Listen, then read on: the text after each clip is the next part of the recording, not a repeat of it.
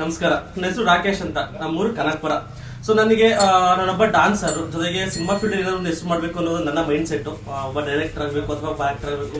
So ಸುಮಾರು ವರ್ಷಗಳಿಂದ try ಮಾಡ್ತಿದ್ದೆ, ಸಿನಿಮಾದಲ್ಲಿ ಅವಕಾಶಕ್ಕೋಸ್ಕರ ಆಡಿಷನ್ಸ್ ಎಲ್ಲ ಮಾಡಿದೆ, ಏನೇನೋ ಟ್ರೈ ಮಾಡಿದೆ. ಬಟ್ ಎಲ್ಲೂ ನನಗೆ ಅವಕಾಶಗಳು ಸಿಕ್ಕಿಲ್ಲ. ಜೊತೆಗೆ ನಾನೊಬ್ಬ ಕಲೆಗಾರ ಅಂತ ಗುರುತಿಸೋಕೆ ಎಲ್ಲೂ ಸಹ ಆಗ್ಲಿಲ್ಲ.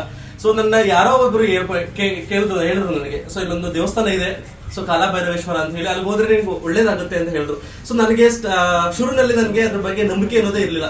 ಅಯ್ಯೋ, ನಮ್ಮ ಗ್ರಹಚಾರಗಳು ಕೆಟ್ಟರೆ ದೇವ್ರು ಏನ್ ಮಾಡ್ಬೇಕಾಗುತ್ತೆ ಅಂತ ಹೇಳಿ ನಾನು ಕೂಡ ಕೈ ಬಿಟ್ಟಿದ್ದೆ.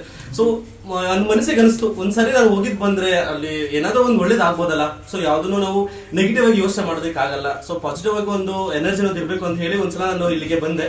ಸೊ ಇಲ್ಲಿಗೆ ಬಂದ್ಮೇಲೆ ಇಲ್ಲಿಂದ ನನ್ನ ಜರ್ನಿ ಶುರುವಾಯಿತು. ಇವಾಗ ಹೊಸದಾಗಿ ನಾನೊಂದು ಫಿಲ್ಮ್ ಇನ್ಸ್ಟಿಟ್ಯೂಟ್ ಓಪನ್ ಮಾಡಿದ್ದೀನಿ. ಜೊತೆಗೆ ತಮಿಳ್ ಮೂವಿನಲ್ಲಿ ಮತ್ತೆ ತೆಲುಗು ಮೂವಿನಲ್ಲಿ ಅವಕಾಶಗಳು ಸಹ ಸಿಕ್ಕಿದೆ ನನಗೆ. ಸೊ ಹಲವಾರು ಸಿನಿಮಾಗಳಲ್ಲಿ ನಾನು ಅಸಿಸ್ಟೆಂಟ್ ಡೈರೆಕ್ಟರ್ ಆಗಿ ಸಹ ಕೆಲಸ ಮಾಡಿದ್ದೀನಿ. ಸೊ ಜೊತೆಗೆ ತುಂಬಾ ಸ್ಟೇಜ್ ಪ್ರೋಗ್ರಾಮ್ ಅಲ್ಲಿ ನಾನು ಡಾನ್ಸರ್ ಆಗಿ ಗುರುತಿಸ್ಕೊತಾ ಇದ್ದೀನಿ. ಸೊ ಇದೆಲ್ಲಾನು ಸಹ ಈ ಸಕ್ಸಸ್ ಎಲ್ಲ ಸಿಗೋದಕ್ಕೆ ಈ ಕಾಲಭೈರವೇಶ್ವರ ಸ್ವಾಮಿನೇ ಕಾರಣ. So thank you so much.